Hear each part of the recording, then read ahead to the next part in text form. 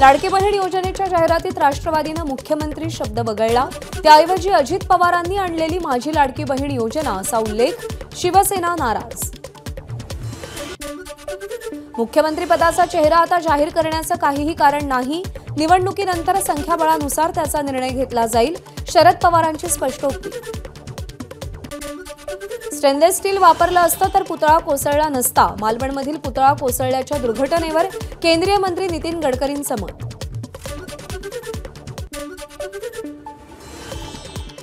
पुतळ्याबाबत गडकरी सल्ला घेऊनच बोलले असतील। गडकरी कोणतंही काम बारकाईने करतात। पुतळ्यावरील त्यांचं वक्तव्य योग्य। शरद पवारांची प्रतिक्रिया।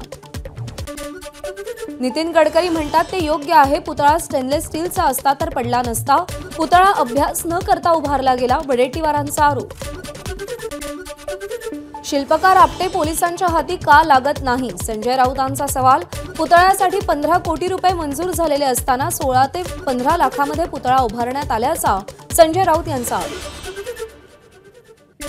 शिवरायांचा सुरतेवर स्वारी करण्याचा उद्देश वेगळा होता। इतिहास तज्ञांनीही सुद्धा ते सिद्ध केलंय। त्यामुळे शिवरायांचा खोटा इतिहास जनतेसमोर मांडू नका। नाव न घेता पवारांचा फडणवीसांना टोला। ज्येष्ठ इतिहास संशोधक डॉक्टर जयसिंगराव पवारांनी फडणवीसांना फटकारलं। शिवरायांनी सुरत लुटताना नियम आणि नियत सोडली नाही। आधी इतिहास वाचा आणि मग बोला। फडणवीसांना टोला। राष्ट्रवादीकडून विधान परिषदेसाठी 3 नावांची लवकरच शिफारस। रुपाली चाकणकर, सिद्धार्थ कांबळे आणि आनंद परांजपे यांची नावं दिली जाण्याची शक्यता। एबीपी माझाला सूत्रांची माहिती। बदलापुरातील घटना घृणास्पद। त्यावर आंदोलन ही लोकांची प्रतिक्रिया। त्यामुळे आंदोलकांवर गुन्हे दाखल करणं गैर। शरद पवारांचं वक्तव्य।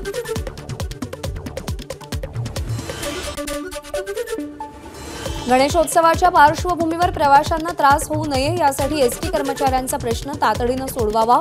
शरद पवारांचं सरकारला आवाहन। चिंचवड विधानसभेमध्ये भाजपच्या अश्विनी जगताप विद्यमान आमदार। त्यामुळे ही जागा भाजपलाच सुटण्याची शक्यता। अजित पवारांचे कट्टर समर्थक नाना काटे तुतारी फुंकणार का याकडे लक्ष। एकनाथ खडसे आपले वडील आहेत। ते आपल्यासोबत राहिले तर आनंद आहे। मात्र याबाबत ते स्वतंत्र तेच याचा निर्णय घेतील आणि भूमिका स्पष्ट करू शकतील। रोहिणी खडसे यांचं वक्तव्य। गणेशोत्सवानिमित्त कोकणात जाणाऱ्या मोदी एक्सप्रेसला नितेश राणेंनी हिरवा झेंडा दाखवला। भाजपकडून कोकणात जाण्यासाठी 3 विशेष ट्रेन, 700हून अधिक बसही सोडल्या जाणार। सांगलीमध्ये काँग्रेसमध्ये उमेदवारीवरून होत असलेल्या गटबाजीमध्ये भाजपचा हात। काँग्रेसचे शहर जिल्हाध्यक्ष पृथ्वीराज पाटील यांचा आरोप। वादग्रस्त परिवहन अधिकारी विजय चव्हाण यांची पुन्हा नागपूर ग्रामीणला बदली। राजकीय दबावाचा वापर करून बदली करून घेतल्याची चर्चा। एसआयटीनं नकारात्मक अहवाल दिल्यानं 2 महिन्यांपूर्वी त्यांची कोल्हापूरला बदली झाली होती। प्रकृतीच्या कारणामुळे अजित पवार राष्ट्रपतींच्या उदगीरीतल्या कार्यक्रमांना अनुपस्थित। उपमुख्यमंत्री कार्यालयाची माहिती। विधानसभा निवडणुकीच्या पार्श्वभूमीवर आज राज ठाकरेंनी बोलावली मनसेची बैठक। मुंबई, पुणे आणि ठाण्यातील प्रमुख नेते बैठकीला उपस्थित राहणार।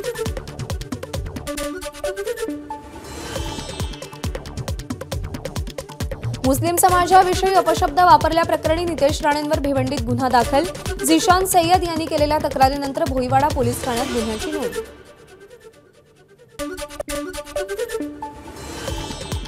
पुणे मेट्रो प्रवाशांच्या रोजच्या संख्येनं पार केला 1 लाख प्रवाशांचा टप्पा। मेट्रोच्या रोजच्या उत्पन्नात देखील वाढ। रोजचं उत्पन्न 20 लाखांच्या पुढे।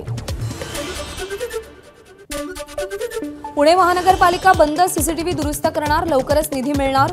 एबीपी माझानं सीसीटीव्ही बंद असल्याची बातमी दाखवल्यानंतर प्रशासनाला जाग।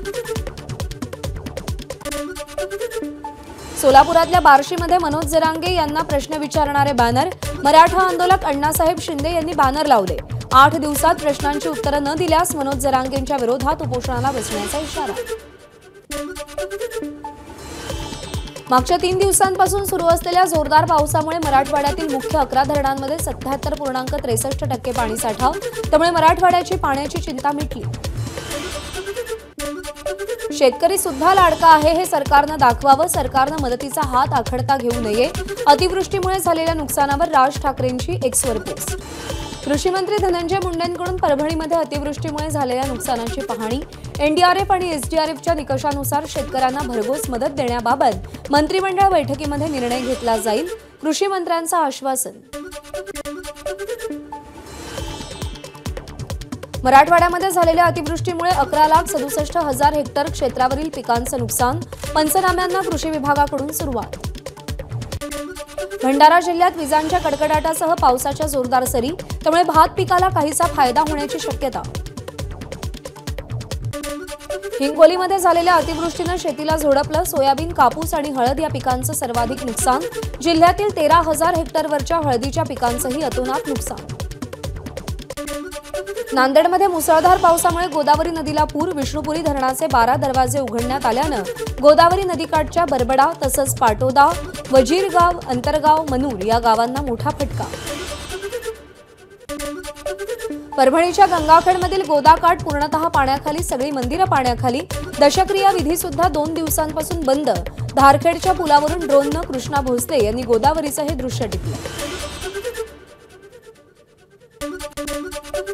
4 दिवसांपासून मुसळधार पावसामुळे बुलढाणा जिल्ह्यातील पूर्णा नदीला पूर. पुराचं पाणी शेतामध्ये साचलं. नदीनं धोक्याची पातळी ओलांडली. नदीकाठच्या गावांना सतर्कतेचा इशारा. कोयना धरण 100% भरलं. धरणाचे 6 वक्र दरवाजे पुन्हा 1 फुटानं उघडले. धरणातून 11,600 क्युसेकनं पाण्याचा विसर्ग. मागच्या 2 दिवसात झालेल्या पावसामुळे माजलगाव धरणाचा पाणीसाठा अधिकमध्ये. धरण साठा सद्यस्थितीमध्ये 22% इतका. माजलगाव धरण 22% भरलं. भरलेल्या धरणात पोहण्याचं तरुणांकडून अनाठायी धाडस. त्यामुळे या परिसरात पोलीस बंदोबस्त लावण्याची गरज.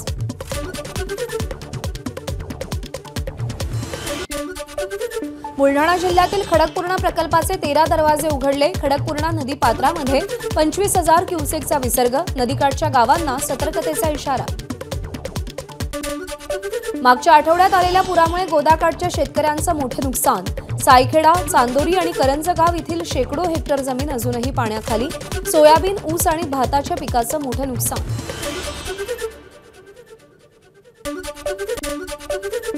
एसटी कर्मचाऱ्यांच्या संपाचा आजचा दुसरा दिवस. 50% सुरू असलेली वाहतूक आज पूर्णतः बंद होण्याची भीती.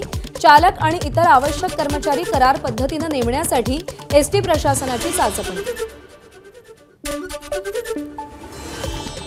वेतनासाठी गणेशोत्सवाच्या तोंडावर एसटीचा संप. संपकऱ्यांची आज संध्याकाळी 7 वाजता मुख्यमंत्र्यांसोबत बैठक. राज्यभरातील एसटीच्या 251 पैकी 96 आगार पूर्णतः बंद.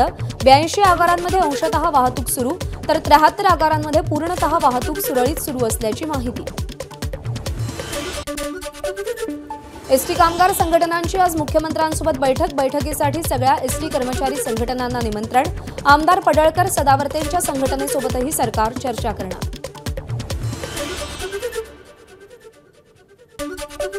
संपाच्या पार्श्वभूमीवर एसटी महामंडळ ॲक्शन मोडवर. दीर्घ करार पद्धतीनं चालक आणि कर्मचारी नेमण्यासाठी एसटी प्रशासनाकडून चाचपणी सुरू.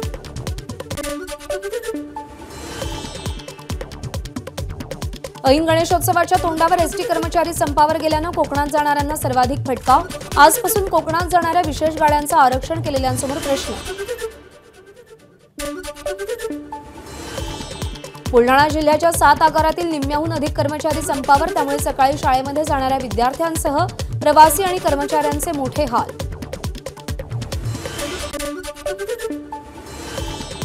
एसटी कर्मचाऱ्यांच्या संपाला कोल्हापूर जिल्ह्यात संमिश्र प्रतिसाद. कोल्हापूर जिल्ह्यातील आगारात बस सेवा सुरळीत, मात्र लांब पल्ल्याच्या गाड्यांवर परिणाम.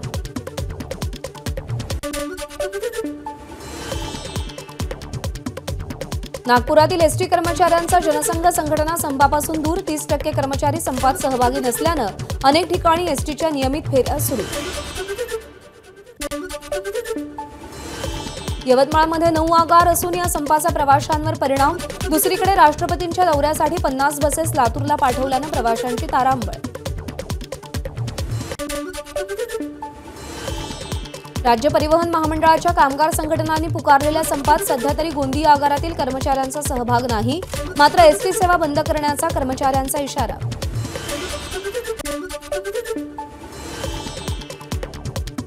सोलापूर विभागातून होणाऱ्या वाहतुकीवर आज काहीसा परिणाम. मराठवाड्यातून मुक्कामी येणाऱ्या बहुतांश एसटी बसेस सोलापूरमध्ये मुक्कामी आल्या नाहीत, त्यामुळे काल संपाचा कोणताही परिणाम न जाणवलेल्या सोलापुरात बंदचा फटका.